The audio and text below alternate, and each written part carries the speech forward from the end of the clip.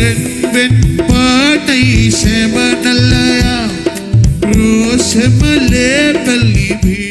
දැන් අපි හිතනවා ගායන ශිල්පී කීප දෙනෙක්ට මුලින්ම දෙනවා එඩ්වර්ඩ් ජයකොඩි මහත්මයාට. එතකොට කියනවා මේ විදිහට රෝසමලේ නටුවේ කටු වන්න බම්බරෝ ඔහොම හිටු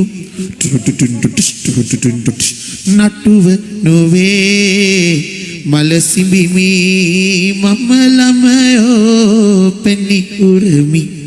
ඊට පස්සේ දෙනවා සේනානායක වෙරළියද්ද මහත්මයාට රෝසමලේ නටුවේ කටු හේ වන්න බම්බරෝ ඔහොම හිටු යකෝ නටුව නොවේ මල සිඹිමි මම ළමයෝ පෙනි උරමි. ඊට පස්සේ ප්‍රියා සූරියසේන මහත්මයාට ගිහින් දෙනවා රෝසමලේ නටුවේ කටු වන බඹරෝ හොම හිටු නටුව නොවේ මල සිඹිමි මම ළමයෝ පෙනි උරමි සලා ටොං ටොං. අවසාන වශයෙන් ගිහින් දෙනවා මොහිදින් බෙක් මහත්මයාට. එතකොට තමයි මෙහෙම කියන්නේ රෝසමලේ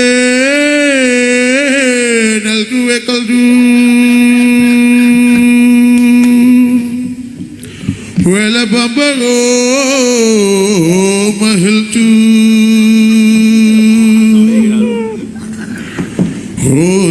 රෝසමලේ නල්කුවේ කල්දු වෙල බඹරෝ ඔහොම හෙල්තු නල්තුව නොවේ මෙල සිල්බිමි මෙමලමයෝ පල්ලි උරමි රෝසමලේ නල්තුවේ කල්තු වල්ල බඹරු ඔහොම හෙල්තු රෙන්වෙන් පාටයි සැමනල්ලයා රෝසමලේ පල්ලි බීලගියා ආයත් විදේ සැමනල්ලයා බෙල්වල පෙනි බොන්තා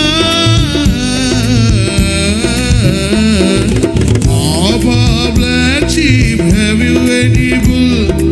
Yes sir 3 bags are full. One for my master and one for the day, one for the little boy who lives down the lane. Thank you. බොහොම ස්තුතියි. ඔබ අති දක්ෂයෙක්. කතා දෙකක් නෑ. අපි හැමතැනම ජන කවියට, පැල් කවියට, ගායන ශිල්පීන්ගේ හන අනුකරණයට මාන රේන්ජ් එකකට ඔබ අපි අරන් යන රේන්ජ් එකක් නැති තරම් නේද?